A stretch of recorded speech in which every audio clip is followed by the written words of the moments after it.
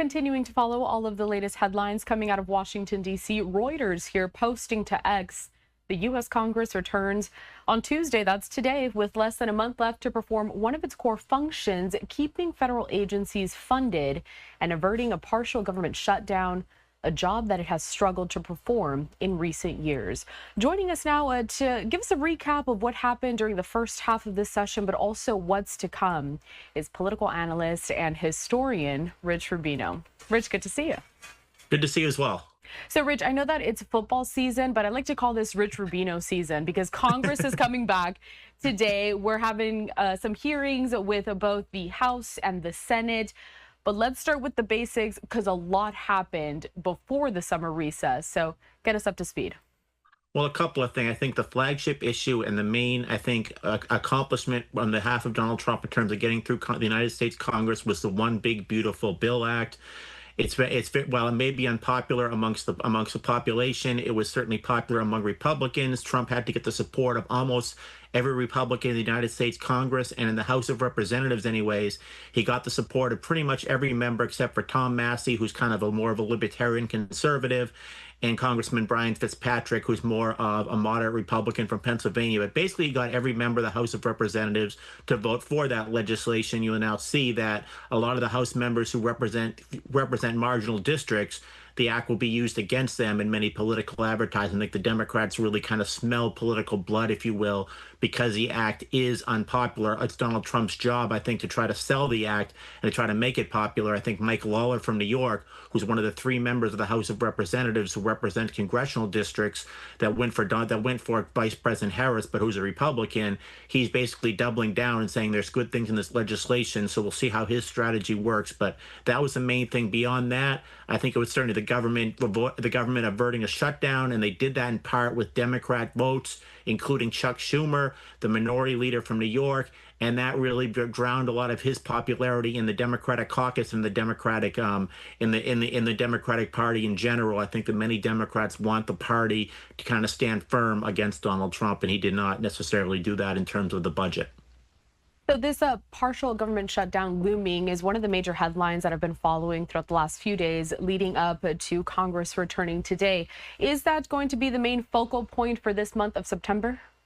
Yes, I think it is. I think they need to get a budget for fiscal year 2026. That means that they need to get essentially 12 appropriations bills passed. What they could do if they don't reach an agreement by October 1st, which seems likely, is they could pass continuing resolutions. A continuing resolution basically funds the government at the current levels until they can negotiate a settlement, but that's probably what's going to happen.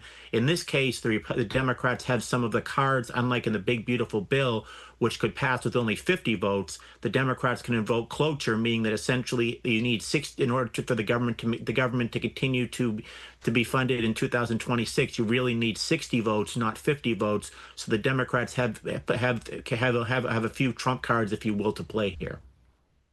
When we talk about these government shutdowns, can you just remind our viewers what kind of direct impact this would have for the average American? Well, they're partial government shutdowns. They're not actual government shutdowns. Some of the basic services of the government, for example, the military does not stop, for example, but some things do halt. For example, much of what the National Park Service does. There's kind of a pick and choose, if you will, of what the government believes are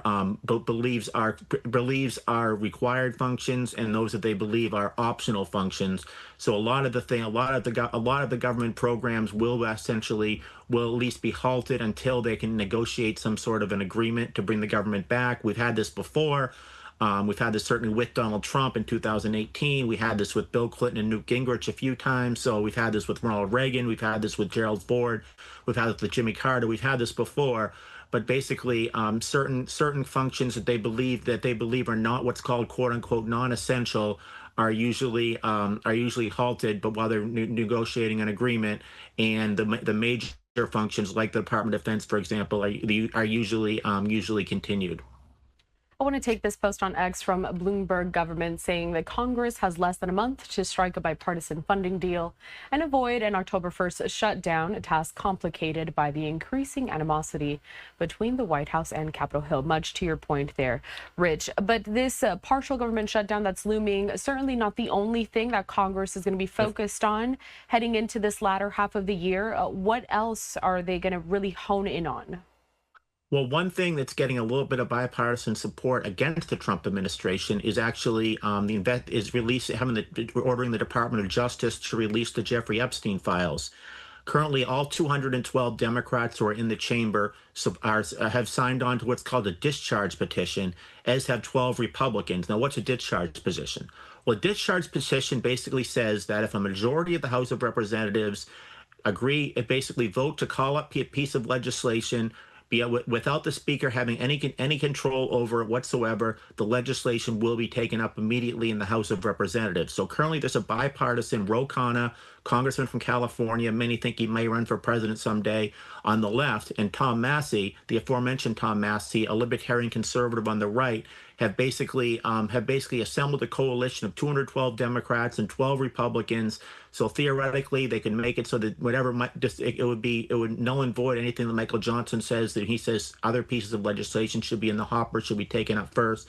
This would be taken up essentially right away, and that would release the Epstein papers, which is something that would really be just a chagrin of the Trump administration. Michael Johnson's really has to thread a needle here. This is where he's a little bit different than Donald Trump, because he had suggested publicly that he thinks the Epstein files should be released, whereas Donald Trump has basically said that there's nothing in them and that the American people have kind of forgotten about them. So this is really where Michael Johnson threads the needle. Taking us back out to this image that we have over at the Capitol building. Rich, I mean, there's so much to talk about, including these Senate nominations. I mean, the fighting still continues there. Stiffer sanctions against Russia. The Senate panel awaiting RFK Jr. and his appearance. That Epstein files list that you just mentioned. The GOP also focusing on Biden's mental fitness in office. I mean, is this a pretty normal to see? I mean, such a hefty list of issues to focus on. And we're already heading into, well, we're in September. I mean, we're more than halfway through the year. Yes, there are oftentimes a litany of issues. Sometimes there are issues that the House and the Senate debate and take up. Sometimes they never go anywhere. There's a lot of legislation that you never hear about. One individual House member can basically author any piece of legislation, it goes into a proverbial hopper, if you will, and the speaker may never say, and it may never actually go to a committee, or it may go to a committee. The committee may table it. So it's a lot of legislation to which that happens. But this is obviously this is a huge turn of events which is going on this time. But I think that the budget is something that goes up every year, and because we're in such a bifurcated, divisive time right now, if you will, you're going to see many scenarios where the Congress cannot necessarily agree to a budget. You may say, well, we have Republicans control the House, Republicans control the Senate. That means that that budget should go through pretty easily and go right to the president's desk. But in actuality, the Senate, you need 60 votes. Because of the filibuster to get a federal budget passed, and that's very hard for Donald Trump to do because he only has 53 Republicans, so he has to have all 53 Republicans in check, and that means someone like Susan Collins, who's the chairman of the Appropriations Committee and is up for re-election, a very tough state of Maine that voted very handily for Vice President Harris last time. So it's in her political interest to oppose the president, and then you have just a scenario where it's very hard for the Republicans to get 7 Democrats to vote for their budget request, which is why I think you're going to basically probably see a continuing resolution. Talking a little bit more about these political aspirations, because we have our eye out for these 2026 midterm elections. How important is it when it comes to what the GOP in the House and the Senate versus Democrats, what they're going to accomplish in these next few months? How much of an impact is that going to have as to the results we may see come November 2026? Well, whether you like it or don't like it, the one big beautiful bill is a legislative accomplishment, meaning that it is something that got through the legislative hurdles, and they were able to really get essentially moderate Republicans to vote for the legislation on the left, and some of the more conservative Republicans to vote for the legislation on the right. The problem is, if you look at the polls, it is currently unpopular with the American people. So getting a legislation passed is one thing. What Donald Trump's job and the Republicans' job is to sell it to their constituents. And many Republicans are seeing when they go out to some of these town hall meetings that they're being booed for supporting that legislation. Now, does that mean that that's the majority of their constituents? Maybe, maybe not. It could just be that there's a vociferous group in their congressional districts that are willing to come out for town hall meetings, and they're just essentially taking up the halls, if you will, and that could be what's doing it. But the fact of the matter is that it was something that got passed for the Republican caucus, but now it's a matter of trying to sell it to the American people, and that's very hard in that it is not particularly popular with the general population contemporaneously. Right. Well, Rich, as I mentioned before, there's a lot of things that we could really, talk about when it comes to this long list as to what Congress is going to be focused on today. But is there anything else that you feel is very important that you need to add before we watch these first sessions going down later? I think it's just been very interesting to watch how the Democrats deal with Donald Trump. I think that they could essentially play hardball in terms of in terms of the budget. The last time around, you saw 10 Democrats, including Chuck Schumer, the minority leader, Dick Durbin, the minority whip, and some of the former members of leadership, like Gary Peters, used to chair the Senate Congressional Campaign Committee, voting to keep the government going, voting against the government shutdown. It'll be very interesting to see what happens here.